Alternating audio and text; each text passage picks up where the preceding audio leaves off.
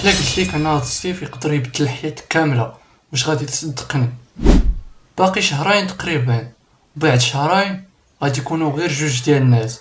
واحد غادي يرجع للدراسه ولا للخدمه وهو تعلم مهاره جديده ويحسن من راسو، وواحد اخر غايقول كون غير بديت. السؤال هو من اي واحد هاد الجوج غادي تكون؟ حتى انا كنت كنضيع الصيف ديالي عام بعد عام، حتى وقعت لي واحد الحاجه خلاتني نبدل الطريقه ديال التفكير ديالي. واليوم غنشارك معاك 5 الاخطاء كيوقعوا فيهم اغلب الناس، واخر واحد هو اللي بدل حياتي. ملي كيسالي العام الدراسي كنقولوا هاد الصيف غادي نبداو حاجه جديده، هاد الصيف غادي نولي منظم ولا نتعلم حاجه جديده ولا نبدا سبور.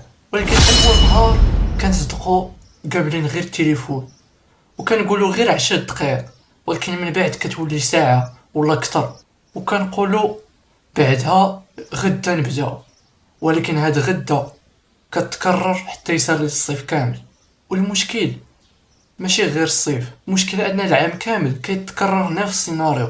اكبر شفار عايش معانا في حياتنا دابا وهو التليفون. المشكل ماشي ان عندك تليفون، المشكل كيفاش كتستعمل داك التليفون. كاين اللي كيفتح غير واحد الريل يتفرج فيه ومن بعد كيلقى راسو متفرج في اكثر من 100 ريل، وكاين اللي كيفتح التليفون غير باش يلقى واحد المعلومه محتاجها ومن بعدها نيشان كيزدو. الاول مشى الوقت ديالو فوالو، والثاني استغل وقته والتليفون باش يلقى معلومه مفيده. وديما كنقولوا لراسنا فين مشى الوقت؟ الوقت راه ما مشاش، انت الله يعطيه. السبب الثاني اللي كلشي كيديرو في الايام العاديه وهو النعاس، بحيث الصيف لنا ماشي عطله في الحياه بل عطله في العام الدراسي. المشكل هو اننا كنبقاو سهرانين حتى ديك الجوج ولا 3 د الليل وكيصبح النهار قصير، وهذا الشيء ديما غيحسك انك ما عندكش الوقت. السبب الثالث هو اللي كيخرج عليك وهو اللعب، ماشي تلعب الكره ولا شي حاجه في برا، بل اللعب في التليفون.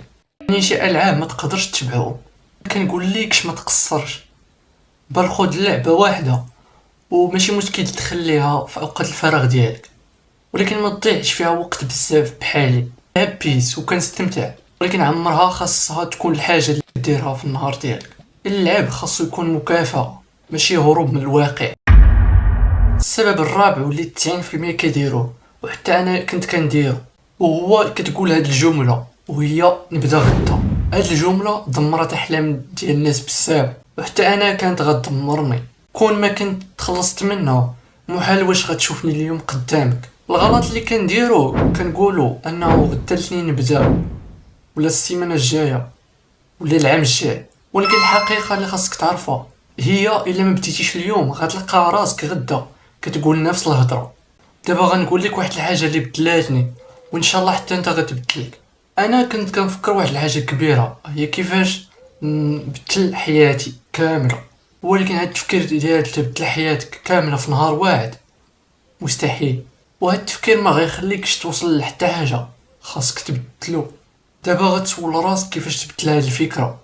خاصك تفهم ان الحياه كتبدل بخطوات صغيره، وديما دير هاد الهضره في راسك الا باغي تبدل حياتك ما ديرهاش في بنادم. دابا وقف الفيديو وسير دير اي حاجه في بالك، ولكن بدا غير ب10 دقائق.